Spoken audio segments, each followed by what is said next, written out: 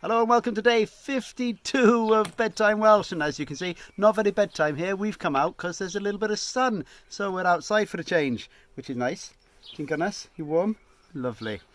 Okay, so a little bit more practice with bwyta today. So can you tell me how to say to finish eating?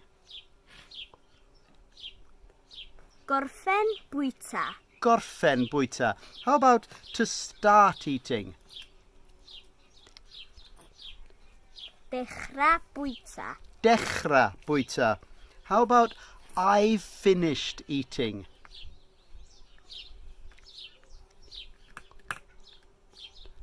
Dwi wedi gorffen bwyta. Dwi wedi gorffen bwyta. So the next time you finished eating, you can say to your mum or your dad, Dwi wedi gorffen bwyta. Okay, how about if you have started eating?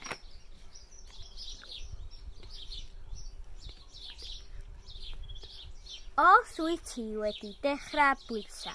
Os wyt ti wedi dechrau bwyta. Okay, how about I haven't finished?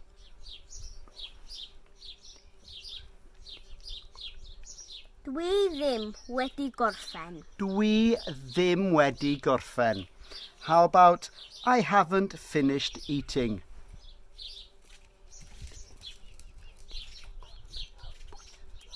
Dwi Ddim.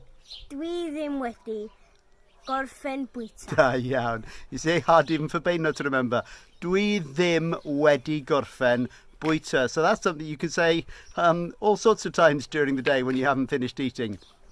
Okay, and that's it for today. So hopefully, if it's sunny again tomorrow, we'll have another Bedtime Welsh out in the sunshine. But until then, hwyl am y tro. Ta-da! Ta.